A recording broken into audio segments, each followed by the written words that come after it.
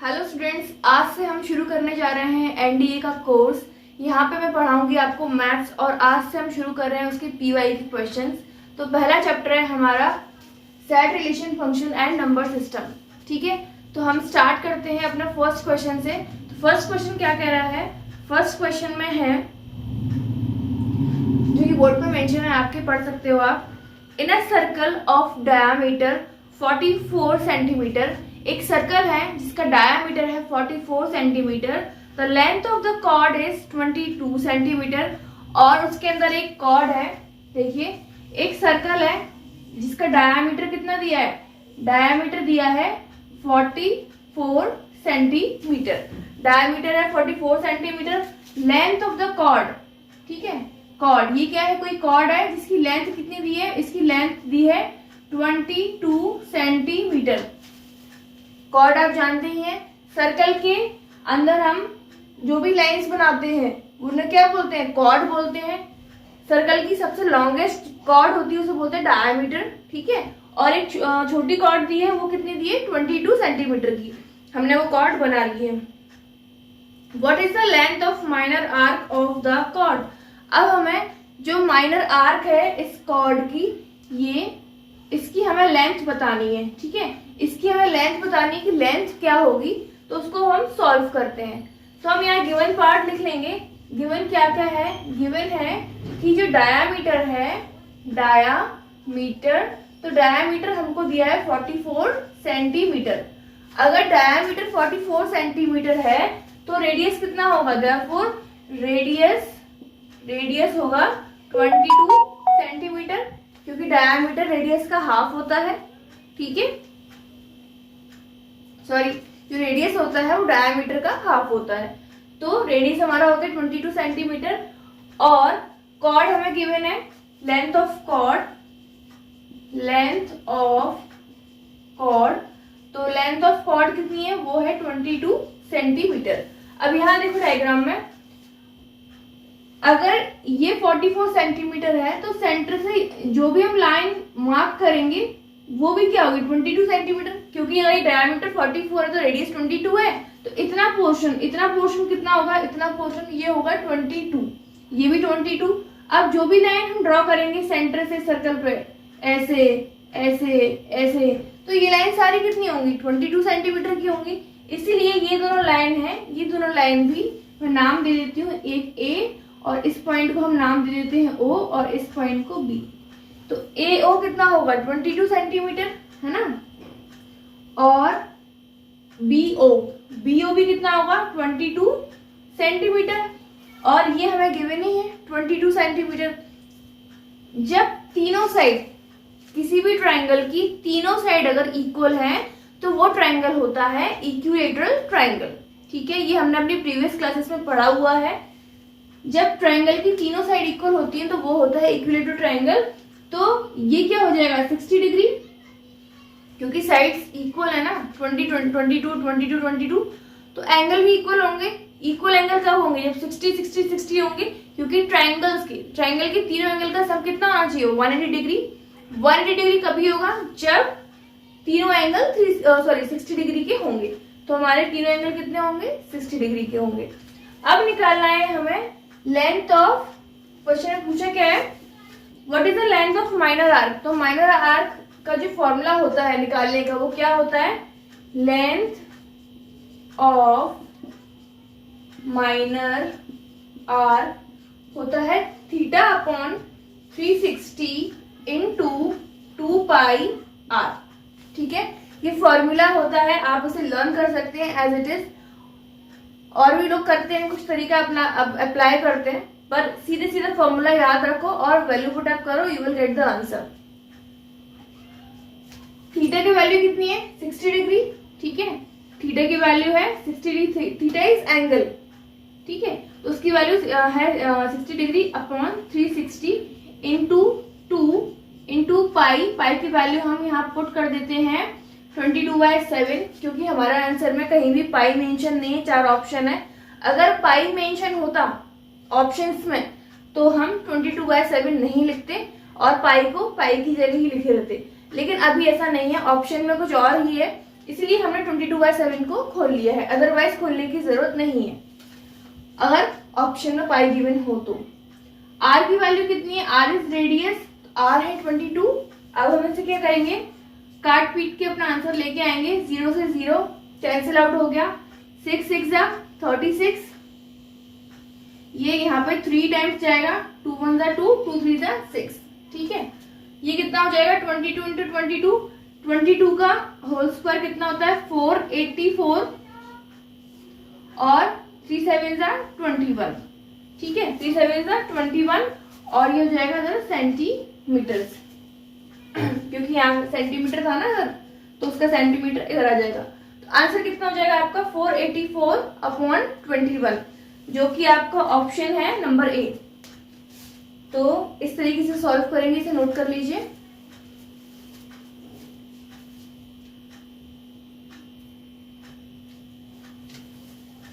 तो second question में क्या कह रहा है, for r greater than 0 fr is the ratio of perimeter to a circle of radius r।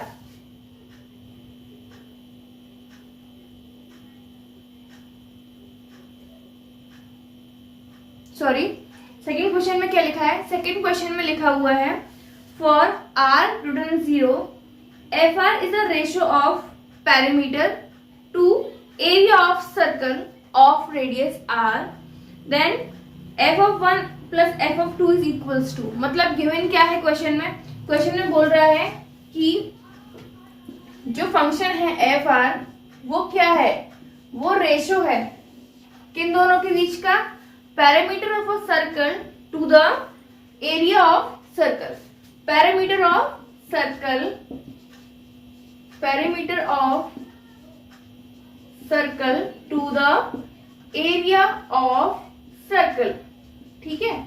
और रेडियस उसने पहले ही बोल दिया है क्वेश्चन में कि जो रेडियस की वैल्यू है, रेडियस इक्वल्स टू आर, जो रेडियस है वो कितना है, वो आर है, ठीक है। और एफ आर दिया है, मतलब एफ जो फंक्शन है आर का, उसकी वैल्यू है parameter of circle upon area of circle.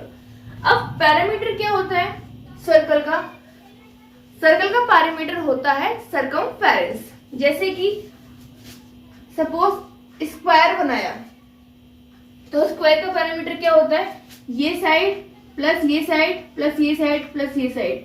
Triangle का पैरामीटर क्या होता है, ये साइड प्लस ये साइड। मतलब अगर आप किसी एक पॉइंट पे अगर धागा रखते हो, अगर आप किसी पॉइंट पे एक धागा रखते हो, उस धागे को इस तरीके से लेते जाओ, उस पूरे फिगर को आप कवर कर लो, पूरे फिगर को, फिर स्ट्रेच करके उसको नापो, ठीक है, खोल के उसको नापो, तो वो जो धागे की लेंथ होगी ना, that is the parameter of any figure. तो similarly in case of circle we will see, ये हमने एक सर्कल ड्रॉ करा, ठीक है, सर्कल के इस पॉइंट पे हम एक थ्रेड रखते हैं और थ्रेड से पूरा कवर करते हुए इसको, थ्रेड हमने पूरा कवर किया, फिर थ्रेड को हम स्ट्रेच करके देखेंगे तो वो जो लेंथ आएगी ना, वो होगी सर्कल का पैरामीटर, दैट इज सर्कमफेरेंस। जब सर्कल की केस में बात करते हैं तो पैरामीटर क्या होता है, सर्कमफेरेंस ही होता है। अब सर्कमफेरेंस क्या होता है सर्कल का, हम सभी जानते हैं, circumference of circle is 2 pi R, ठीक है। तो पैरामीटर क्या है, वही 2 pi R. Area of circle क्या होता है, एरिया ऑफ सर्कल होता है पाई आर स्क्वायर, ठीक है। कैंसिल कर देंगे हम आर से आर को, पाई से पाई को, तो हमारे पास क्या बचा, हमारे पास बचा 2 बाय आर, ठीक है। एफ ऑफ आर की वैल्यू हमारी आ गई 2 बाय आर। अब क्वेश्चन में क्या पूछा है, क्वेश्चन में पूछा है then f of 1 plus f of 2, मतलब कि हमें निकालना है f of 1 plus f of 2 क्या होगा। तो करना क्या है, देखो एफ ऑफ आर तो हमारा ये निकल आया, ये हमारा एफ ऑफ आर है। अब आर की प्लेस पे एक बार 1 पुट करना है और एक बार 2 पुट करना है और ऐड कर देना है, बहुत सिंपल है। ये हमारा क्या है अभी, एफ ऑफ आर, ठीक है। एक बार आर की जगह 1 पुट करना है क्योंकि गिवन है क्वेश्चन में, तो चलो हम 2 अपॉन आर है, तो आर की प्लेस पे 1 क्या पुट करेंगे, 1 पुट करेंगे। फिर क्वेश्चन में क्या है, प्लस का साइन, प्लस लगा देंगे। फिर क्या है, एफ ऑफ 2 मीन्स 2 बाय ये r की जगह पे 2 पुट करेंगे, ठीक है। क्या मिलेगा हमको, 2 + 1 दैट इज 3। ये हो गया 2, ये कैंसिल आउट होकर 1 हो जाएगा, दैट इज 2 + 1 इज 3। तो हमारा आंसर क्या हो जाएगा, हमारा आंसर हो जाएगा सी, ठीक है। हमारा आंसर हो जाएगा सी दैट इज 3। तो इसे आप नोट कर लीजिए। तो ये हमारा थर्ड क्वेश्चन है। इसमें क्या गिवन है, इफ f ऑफ x की वैल्यू दी है हमें log 10 1 + x, ठीक है। f ऑफ x की वैल्यू दी है और बोला है then what is 4f of 4 + 5f of 1 minus log base 10 2, ठीक है। तो इसकी वैल्यू मैं निकाली है, बड़ा ही सिंपल है, कुछ नहीं करना है, सिंपल जो वैल्यूज है उन्हें पुट अप करते जाना है और हमें हमारा आंसर मिल जाएगा। f ऑफ x की वैल्यू गिवन है, ठीक है, ये रही। अब हमें जहां जहां पे x है वहां वहां सबसे पहले क्या पुट करना है, ये 4 पुट करेंगे। कहाँ कहाँ, जहां जहां भी यहाँ पे हमें क्या मिलेगा, x मिलेगा। तो हम सॉल्व करते हैं। 4 की प्लेस पे 4 एज इट इज छोड़ेंगे इसको, क्योंकि ये इसके साथ मल्टीप्लीकेशन में कुछ नहीं करना, बस ऐसे ही इसको रखना है इसके साथ मल्टीप्लीकेशन में। f ऑफ 4 क्या होगा, f ऑफ 4 मतलब x की जगह पे 4 पुट करना है, सिंपली log बेस 10 1 + 4, खत्म। आगे बढ़ते हैं, प्लस का साइन लगाया। अब 5 को एज इट इज नोट करना है, मल्टीप्लीकेशन में हमें कुछ नहीं करना, सिर्फ नोट करना है, मल्टीप्लीकेशन में ही रहेगा। f ऑफ 1 जहां जहां x है यहाँ वहां पर हम क्या पुट करेंगे, 1, खत्म। तो log 10 1 + 1 x की जगह पे 1 पुट कर देंगे, ठीक है। माइनस से नीचे लिख देती हूँ log 10 2, ठीक है। तो ये चीजें जो हमें यहाँ पे गिवन थी वो हमने यहाँ लिख ली है, वैल्यू पुट अप करके। आगे सॉल्व करते हैं इसको। आगे सॉल्व करने पे क्या मिलेगा, 4 log 1 + 4 इज 5 + 5 log बेस 10 है यहाँ भी, ये हो जाएगा 2 माइनस log बेस 10 2, 1 + 1 ये 2 हो गया और ये वाली क्वांटिटी यहाँ आ गई। अब क्या करेंगे, देखो log बेस 10 2 5 टाइम्स है और यहाँ 1 टाइम्स है, तो 5 में से 1 को माइनस करेंगे तो क्या मिल जाएगा, पहले ये वाली चीज देख लेते हैं। 4 log बेस 10 5, ये एच लिख ली ये क्वांटिटी। अब 5 में से 1 को माइनस कर देंगे, यहाँ कुछ नहीं है तो आप देखो 1 कंसीडर कर सकते हैं ना, तो 5 में से 1 को माइनस करेंगे तो क्या मिलेगा, 4। तो आ जाएगा ये हमारा 4 log बेस 10 2, ठीक है। 4 कॉमन दिख रहा है, 4 बाहर ले लेंगे हम, अंदर बच जाएगा log बेस 10 5 + log बेस 10 2। अब यहाँ हम आइडेंटिटी लगा देंगे, कौन सी वाली, log हम जानते हैं क्या, since log m + log n क्या होता है, log m × n, ठीक है। ये वाली आइडेंटिटी हम यहाँ लगा देंगे, ये क्या हो जाएगा, log 5 यहाँ बेस 10 5 × 2, ठीक है। और इसी के मैं लिख देती हूँ, ये हो जाएगा 4 log बेस 10 और यहाँ पे भी जाएगा 10, ठीक है। तो ये जो पूरी क्वांटिटी है ना, इसकी वैल्यू कितनी हो जाएगी, 1, तो ये हो जाएगा 4 × 1 दैट इज 4। तो आंसर कितना हो जाएगा, आपका आंसर हो जाएगा option number D that is 4। तो इसे नोट कर लीजिए।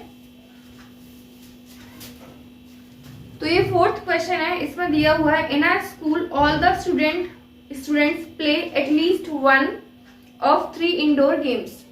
एक स्कूल है जिसके अंदर 3 गेम्स खेले जाते हैं और हर एक बच्चा एटलीस्ट एक गेम तो खेलता ही है, मतलब एक तो खेलता ही है, एटलीस्ट मतलब एक तो खेलता है, एक से ज्यादा भी खेल सकता है, 2 भी खेल सकता है, 3 भी खेल सकता है, पर एक वो कंपलसरी खेलता ही है। आगे दिया है जो 3 गेम्स है वो कौन कौन से हैं, वो है चेस, कैरम और टेबल टेनिस। तो जो बच्चे हैं वो इन तीनों में से एक ना एक गेम खेलते हैं। 60 प्ले चेस, 60 बच्चे हैं, 60 बच्चे हैं वो खेलते हैं चेस। 50 प्ले टेबल टेनिस, 50 बच्चे खेलते हैं टेबल टेनिस। और 48 बच्चे ऐसे हैं जो कैरम खेलते हैं। अब कुछ बच्चे ऐसे भी हैं जो दोनों गेम खेलते हैं, तो 12 बच्चे ऐसे हैं जो चेस और कैरम दोनों खेलते हैं। 15 बच्चे ऐसे हैं जो कैरम और टीटी टेबल टेनिस दोनों खेलते हैं, और 20 बच्चे ऐसे हैं जो टेनिस और चेस दोनों खेलते हैं। ठीक है, तो ये तो इन्फॉर्मेशन है।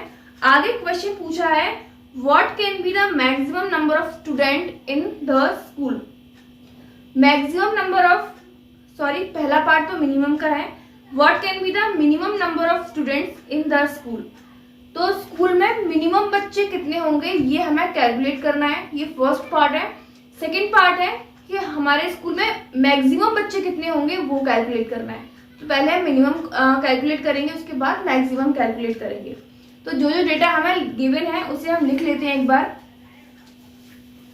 तो number of students play chess, तो ये कितना हो जाएगा, ये है 60। ठीक है, जो नंबर ऑफ स्टूडेंट है चेस खेलते हैं वो कितने हैं 60। उसके बाद आता है टेनिस, तो number of student play tennis, tennis वाले बच्चे कितने हैं, टेनिस वाले बच्चे हैं 50 बच्चे हैं। उसके बाद आता है carrom, number of student play carrom, तो कैरम वाले बच्चे हैं 48। ठीक है, ये तो इंडिविजुअल गेम जो बच्चे खेलते हैं वो हमने लिख लिया। अब इंटरसेक्शन वाला पार्ट आएगा, कुछ बच्चे कॉमन गेम भी खेलते हैं, तो intersection of A intersection B, तो कितना है वो है 20। मतलब कुछ बच्चे जो चेस और टेनिस दोनों खेलते हैं वो कितने हैं 20। और भी दिया है आगे बी इंटरसेक्शन सी, मतलब कि टेनिस और कैरम दोनों बच्चे जो दोनों गेम खेलते हैं वो कितने बच्चे हैं, वो है 15। और ए इंटरसेक्शन सी, चेस और कैरम जो बच्चे खेलते हैं वो कितने हैं 12। तो ये रही हमारी इंफॉर्मेशन। इसको अब हम सॉल्व करेंगे वेन डायग्राम की हेल्प से, तो इसे आप नोट कर लो, तो मैं इसे रफ कर लूंगी, उसके बाद सॉल्व करेंगे, या फिर यहीं कहीं जगह निकालते हैं और सॉल्व करते हैं।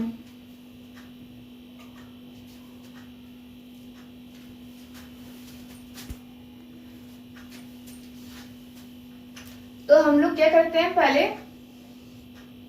3 सर्कल ड्रॉ करते हैं। ठीक है, 1 2 और 3। 3 क्यों ड्रॉ करें, क्योंकि यहाँ 3 गेम मेंशन है और हमने तीनों को ABC के नाम से रिप्रेजेंट किया है। ये है A, ये B और ये C। A मतलब क्या है, चेस। ठीक है, B मतलब है टेनिस और C मतलब है यहाँ कैरम। अब 60 बच्चे खेलते हैं चेस, 60 बच्चे क्या खेलते हैं, चेस, टेनिस खेलते हैं 50 स्टूडेंट्स और कैरम खेलते हैं 48। कॉमन वाला पोर्शन देखते हैं, ए इंटरसेक्शन बी। ठीक है, ए इंटरसेक्शन बी मतलब ये वाला पोर्शन है। ये कितने बच्चे खेल रहे हैं, ये खेल रहे हैं 20 बच्चे। क्या क्या, ए और बी मतलब चेस और टेनिस, चेस और टेनिस खेल रहे हैं 20 बच्चे। ये वाला पोर्शन। ठीक है, फिर है B intersection C, B intersection C, ये वाला पार्ट। इसमें कितने बच्चे आ रहे हैं, इसमें बच्चे आ रहे हैं 15। यह हम मार्क कर देंगे 15 स्टूडेंट्स ऐसे हैं जो टेनिस और कैरम खेलते हैं।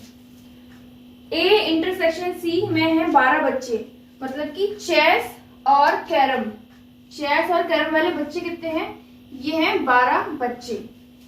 अब हमें निकालना है पहले में क्या निकालना है, मिनिमम स्टूडेंट्स।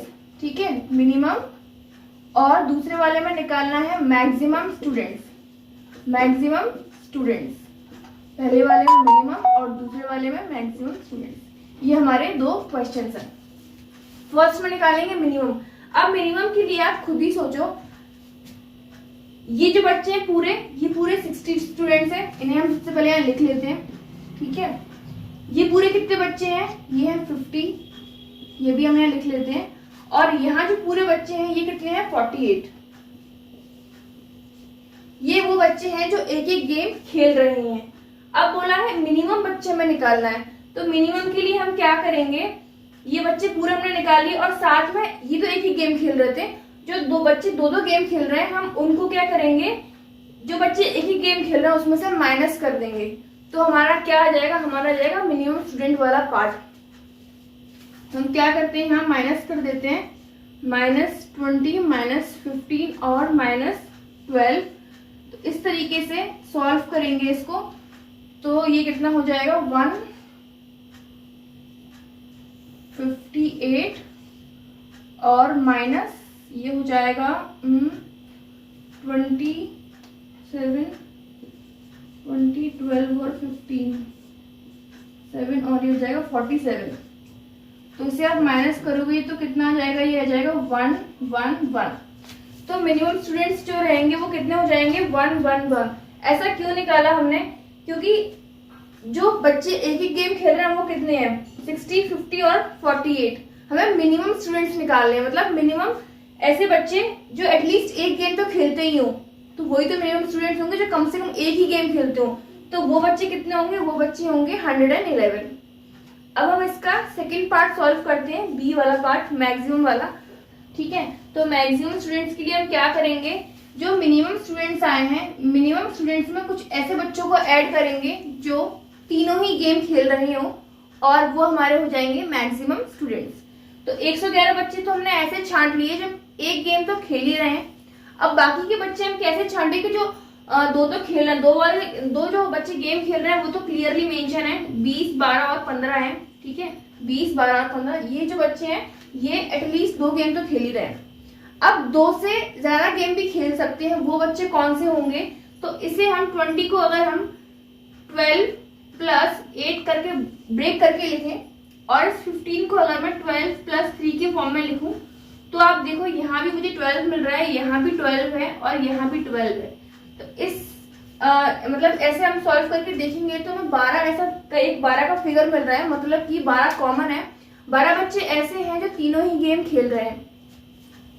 तो इस तरीके से हमें मालूम पड़ा कि 12 बच्चे ऐसे हैं जो तीनों ही गेम खेल रहे हैं। इट मीन्स जो इसको ऐड करके आंसर आएगा वो कितना हो जाएगा, वो हो जाएगा हमारे मैक्सिमम स्टूडेंट्स। वो हो जाएंगे क्या, मैक्सिमम स्टूडेंट्स। तो ये हमारा नेक्स्ट क्वेश्चन है। इसके अंदर हमें क्या गिवन है, ए की वैल्यू दे रखी है, ए एक सेट है जिसकी वैल्यू दे रखी है ब्रेसेस, इसके अंदर दिया है लैम्डा कॉमा, अंदर एक और पार्ट दिया है, मतलब ये जो सेट है इसके अंदर 2 एलिमेंट दिए हमें, एक है लैम्डा और दूसरा क्या है, लैम्डा कॉमा म्यू। हमें निकालना क्या है, power set of A. Power set of A मतलब कि इसके जितने भी पॉसिबल सेट हो वो सारे हम बनाएंगे और एक दोनों ब्रेसेस के अंदर लिख देंगे। ठीक है, तो 4 ऑप्शन हमें गिवन है। 4 में से A B C D option में सबसे पहले हम बी पे ही देखेंगे। देखो, अगर कोई भी सेट होता है पावर सेट तो कंपलसरी होता है उसके अंदर 5 एलिमेंट आना जरूरी होता है। 5 एक ऐसा एलिमेंट है जो हर एक सेट में मौजूद होता है, चाहे वो लिखा हो चाहे नहीं लिखा हो। तो यहाँ पे हमारा जो ऑप्शन बी है, यहाँ हमें 5 एलिमेंट नहीं दिख रहा है, तो ये जो हमारा ऑप्शन है ये ऑप्शन पहले ही गलत हो जाता है। अब बचे बाकी के 3 ऑप्शन। तो सबसे पहले हम देखेंगे हमारा फर्स्ट ऑप्शन जिसके अंदर 5 एलिमेंट प्रेजेंट है। अच्छी बात है, आगे बढ़ते हैं। 5 एलिमेंट प्रेजेंट होने के बाद इन लोगों ने एक और 5 एलिमेंट को ब्रेसेस के अंदर प्रेजेंट किया है जिसकी कोई जरूरत नहीं थी। तो यहीं से हमारा ये जो ऑप्शन है बी वो गलत हो जाता है। फिर हम आते हैं हमारे ऑप्शन बी की तरफ, सॉरी ये ए जो ऑप्शन है वो गलत हो जाता है। बी की तरफ आते हैं, 5 एलिमेंट प्रेजेंट है, ठीक है। उसके बाद लैम्डा ब्रेसेस के अंदर प्रेजेंट है, बिल्कुल ठीक है। उसके बाद ये जो उसका सेकंड एलिमेंट है लैम्डा कॉमा म्यू प्रेजेंट है। उसके बाद बाहर भी ब्रेसेस लगे हुए, सही है एकदम। और लास्ट एलिमेंट जो सेट का है वो क्या है, पूरा का पूरा सेट हमें अंदर लिखना पड़ता है। पावर सेट में जब बात आती है तो पूरा का पूरा सेट भी अंदर जाता है। तो लैम्डा और ये पूरा सेट प्रेजेंट है और ब्रेसेस भी बाकायदा इसके लगे हुए हैं। ये जो थर्ड ब्रेसेस है इससे कंफ्यूज मत होना, ये वाला ब्रेसेस और ये ब्रेसेस दोनों एक सेट के होते हैं। जैसे होता है ना ये वाला, इसके अंदर हम कुछ भी लिख दें तो ये वाला ब्रेसेस और ये वाला ब्रेसेस वो है, और बाकी के ये दो कौन से यहाँ से आए। ठीक है, तो इस हिसाब से हमारा ये जो ऑप्शन बी है वो सही है। ठीक है, सी को भी हम चेक कर लेते हैं। सी में क्या है, सी के अंदर 5 प्रेजेंट है, ये भी प्रेजेंट है, और इसके अंदर क्या प्रॉब्लम है, ये देखो mu comma lambda comma mu है जो सिंगल ब्रेसेस के अंदर प्रेजेंट है। हम ऐसा नहीं कर सकते हैं, इसको हमें यहाँ पे डबल ब्रेसेस ही चाहिए होंगे जब हम पावर सेट की बात कर रहे हैं। तो इस हिसाब से हमारा ऑप्शन जो सी है वो रॉन्ग है और ऑप्शन बी है वो राइट है। तो ये नेक्स्ट क्वेश्चन बोर्ड पे लिखा हुआ है, इसको हम सॉल्व करेंगे वेन डायग्राम की हेल्प से। तो जैसे कि फर्स्ट पार्ट है और सेकंड पार्ट है, दोनों में से हमें चूज करना है कौन सा सही है। ऑप्शंस दिए, कुछ मल्टीपल ऑप्शंस भी दिए, एक या दो दोनों सही हो सकते हैं, या एक ही सही हो सकता है, या दो अकेला सही होगा, या दोनों में से एक भी सही नहीं होगा। तो लेट्स चेक, हम चेक करते हैं कौन सा ऑप्शन सही है। तो सबसे पहले हम फर्स्ट वाले का वेन डायग्राम बनाते हैं। क्या दिया हुआ है, A intersection B. A intersection B मतलब ए और बी का बीच वाला पोर्शन। इंटरसेक्शन मतलब क्या होता है, कॉमन वाला पोर्शन। तो हम यहाँ बनाते हैं पहले, ये है ए, ठीक है, और ये है बी, ये है ए और ये है बी, और ये है इसका इंटरसेक्शन वाला पोर्शन। क्या है ये, इंटरसेक्शन वाला पोर्शन। तो इसको हम यहाँ लिख सकते हैं ए इंटरसेक्शन बी। ठीक है, आगे बढ़ते हैं। फिर क्या है, ए इंटरसेक्शन बी नॉट। ठीक है, ए का इंटरसेक्शन किसके साथ है, बी नॉट के साथ। तो ए इंटरसेक्शन, ये तो रहा ए, ठीक है, इसका intersection B not. B not मतलब ये वाला पार्ट, इस वाले पार्ट को हम कैंसिल कर देंगे। बी पूरा है और बी नॉट क्या होगा, बी नॉट जब हम इसे काट देंगे तो ये क्या हो गया, ये हो गया B A intersection B not. इसके बाद आता है A intersection B, A not intersection B. तो ए नॉट कौन सा होता है, ए वाले पार्ट में से ए को हटा दो तो वो हो जाएगा ए नॉट। ए वाला पार्ट है, इसमें से हम ए नॉट को हटा देंगे, ए वाले पार्ट में से जब ए को हटाएंगे तो क्या हो जाएगा, ये ए नॉट। तो ये अभी हो गया ए नॉट, और इंटरसेक्शन हम किसके साथ कर रहे हैं, इसका बी के साथ। तो ये क्या हो गया, ए इंटरसेक्शन बी नॉट, ये वाला ए नॉट इंटरसेक्शन बी, और ये हो गया हमारा ए इंटरसेक्शन बी नॉट। ठीक है, अब बीच में आप साइन देखो किसके लगे हुए हैं, यूनियन के साइन लगे हुए हैं। यूनियन मतलब कि ये पूरा पोर्शन, ये वाला पोर्शन पूरा का पूरा आ रहा है किसके अंदर, इस पूरे पोर्शन को हम क्या बोल सकते हैं, इस पूरे पोर्शन को हम बोल सकते हैं ए यूनियन बी। क्यों बोल सकते हैं भाई, क्योंकि ए इंटरसेक्शन बी, ये वाला पोर्शन इसमें आ गया, ए इंटरसेक्शन बी नॉट, ये वाला ए इंटरसेक्शन बी नॉट, ये पोर्शन भी यहाँ पे आ गया, इसी के अंदर आ रहा है। देखो ये हमें कुछ ऐसा देखने को मिल रहा है, ये चीज, ये पूरा पार्ट हमें यहाँ मिल रहा है, इसलिए हमने इसको ए यूनियन बी लिया है। ये वाला जो पोर्शन है A intersection B, A not intersection B, ये भी हमें मिल रहा है। मतलब कि क्या हुआ, पूरा पोर्शन हमें यहाँ मिल रहा है इस फॉर्म में, तो हमने इसको क्या बोला, ये पूरा हो रहा है हमारा ए यूनियन बी। ठीक है, तो ये फर्स्ट ऑप्शन तो हमारा सही है। सेकंड वाला ऑप्शन हम चेक कर लेते हैं।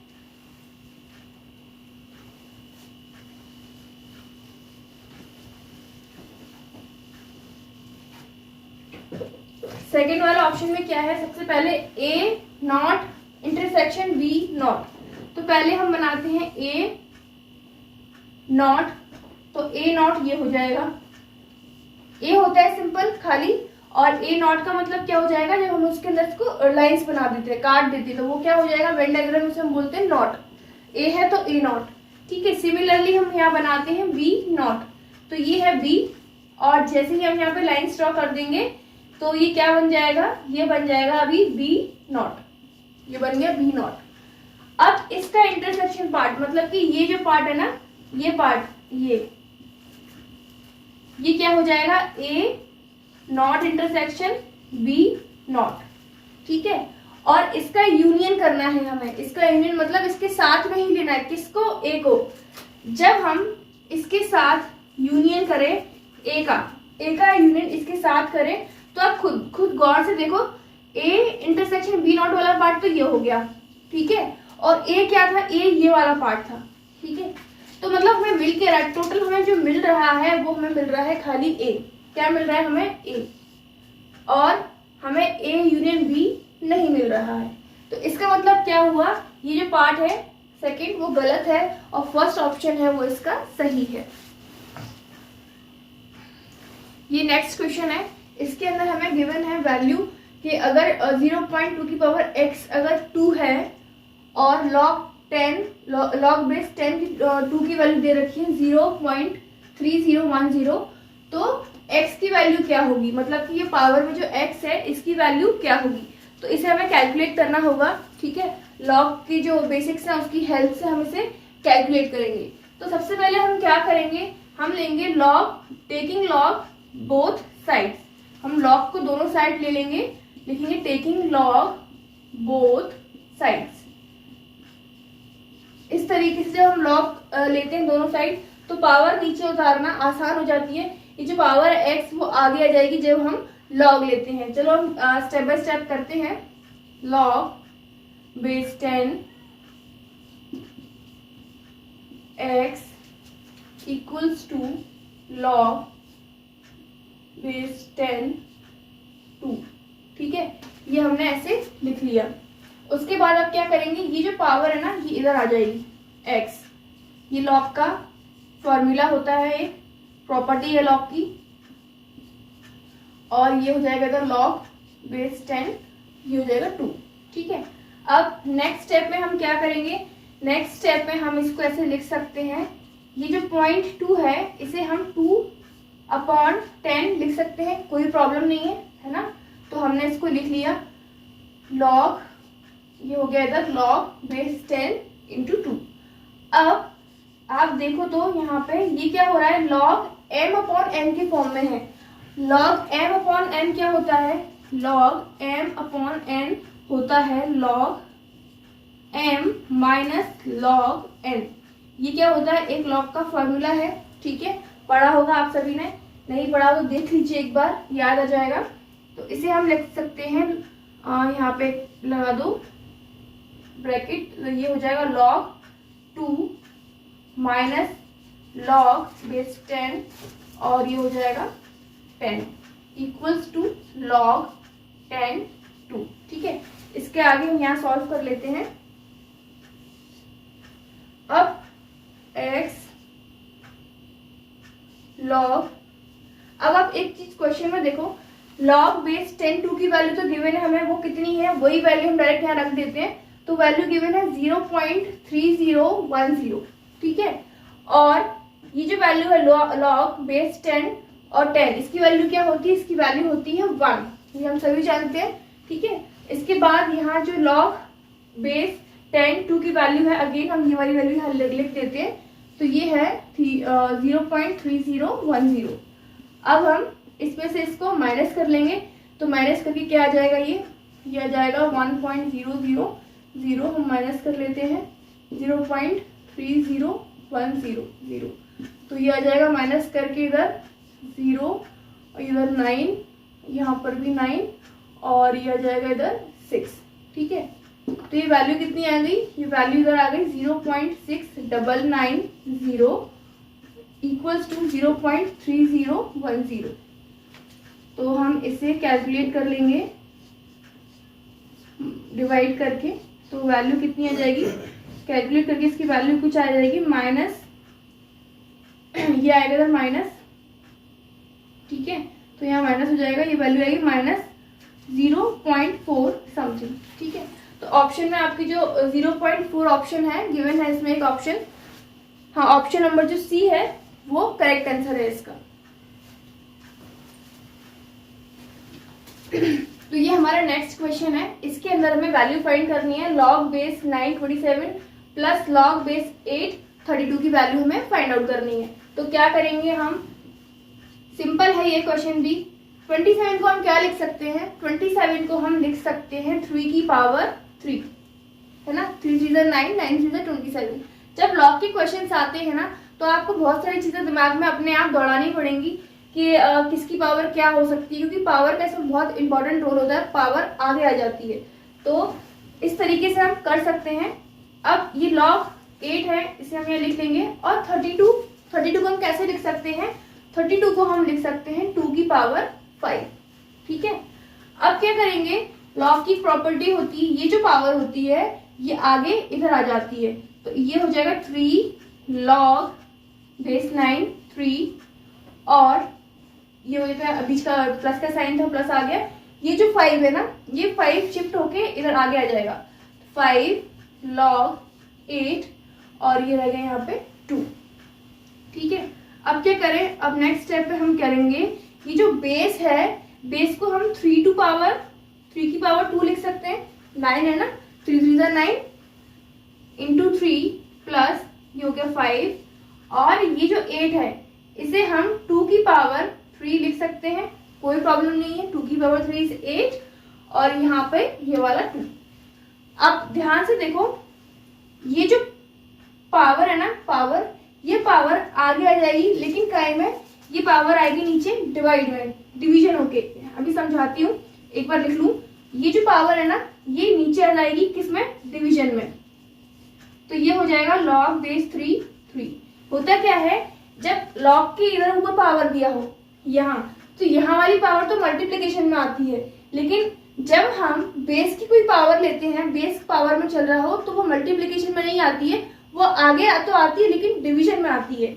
जैसे कि ये जो था ना पावर, ये हमारे मल्टीप्लिकेशन में आगे आ गई थी, लेकिन यहाँ जो पावर है ये बेस की पावर है, तो ये नीचे आएगी, लेकिन किस में आएगी? डिवीजन में आएगी। ठीक है, आगे बढ़ते हैं।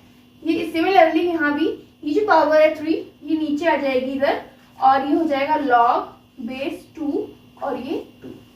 ठीक है, अब मैं यहाँ आगे लिख देती हूँ इधर 3/2, कोई जगह 3/2 ही आ जाएगा, और log बेस 3, और यहाँ पे 3 है, तो इसका वैल्यू क्या होगी? इसकी वैल्यू होगी 1। सिमिलरली 5/3 है, यहाँ भी क्या है? log बेस 2 है, यहाँ भी 2 है, तो ये इसकी वैल्यू भी क्या हो जाएगी? इसकी वैल्यू कितनी हो जाएगी? 1। तो ये ऑल इन ऑल कितना हो गया? 3/2 प्लस 5/3, क्रॉस मल्टीप्लीकेशन करके निकालेंगे। 3 3 9, 5 2 10 अपॉन 2 3 6, तो ये कितना हो जाएगा? 19/6। तो 19/6 आपका ऑप्शन नंबर, इसमें जो भी ऑप्शन है उसे टिक लगा लीजिए, ये इसका आंसर है। तो यहाँ हमने कुछ क्वेश्चन सॉल्व किए हैं इस पार्ट में। आगे के नेक्स्ट पार्ट में आपको इसके आगे के कुछ क्वेश्चन है वो मिल जाएंगे। इसी तरीके के और वीडियोस को देखने के लिए सब्सक्राइब कीजिए चैनल गेट ग्लोरी क्लासेस को, लाइक कीजिए इस वीडियो को और शेयर कीजिए। तो मिलते हैं फिर किसी और वीडियो में, नेक्स्ट वीडियो में मिलेंगे, ऑब्वियस सी बात है। तो तब तक के लिए थैंक यू।